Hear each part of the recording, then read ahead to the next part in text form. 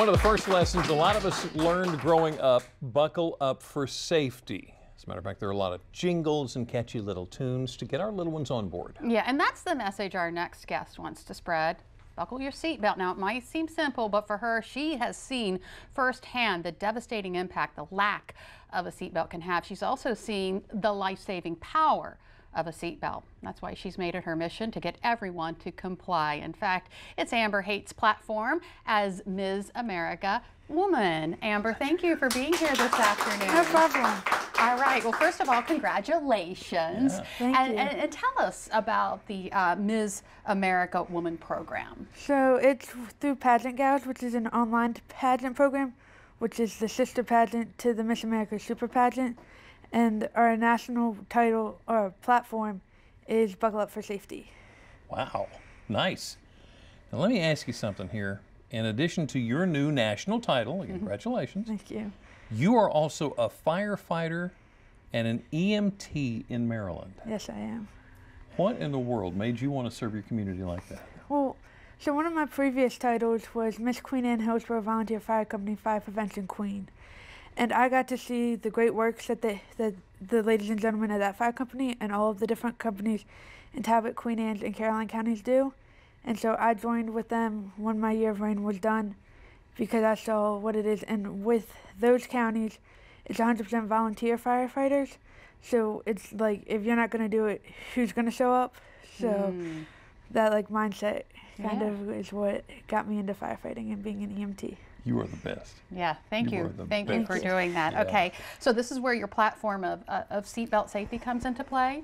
Yeah, so it's partially that seeing the different accidents and seeing how either a seatbelt could have prevented injuries or what has happened unfortunately without wearing seatbelts. A lot of the firefighters have seen it, but we've seen that, and it's also the statistics. It's around 50% of motor vehicle collision fatalities could have been prevented if the person wore their seatbelt. Wow. So we're trying to get that number down to way less. That is a big number. So you're in a position to actually see firsthand people wearing or not wearing, the people wearing their seatbelts. Do you see a lot of people not wearing them correctly? Yeah, so a lot of times, especially with kids who start wearing their seatbelts, once they're out of the car seat and out of the booster seat, though they're not comfortable with the shoulder strap, so they'll tuck it behind them. Oh, okay. And even though it still has the lap belt portion of it, it doesn't protect them as much as it would if they had it across the shoulder like they're supposed to. Right, right. And it's not just seat belts. You're talking about child safety seats and booster seats? Correct. So a child should be in a rear-facing car seat at least till they're 1. A lot more studies are saying they should be in the rear-facing till they're 2, so that the bones in the neck can sustain. If, unfortunately, you get in an accident, the injuries are less severe. And then from after 2 to about 5 is a front-facing car seat. And then after 5, until they're the right height, they should be in a booster seat. And the right height is when they can sit in the car seat correctly with the strap being on their shoulder, not their neck, and being across their lap, not their stomach. Gotcha. Wow. So how are you using your position as Ms. America Woman to spread this message?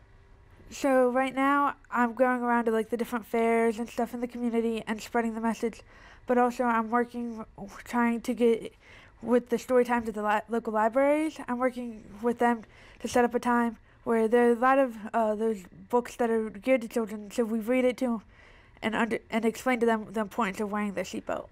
Okay, yeah, going right to the children. Okay, so what's next for you? So I'm also a college student, so I juggle being a firefighter, a student, and this all at the same time. So I'm currently going to the fairs and stuff, but then I'm going to go to college. I'm still going to go to the Maryland State Fair and all of them to help spread the message. What are you studying? Criminology. Oh, wow. Well, thank you for the great job of juggling that you're doing. Thank you for everything you do in response. Thank you. Miss America Woman, Amber Haight, thank you for being here this afternoon.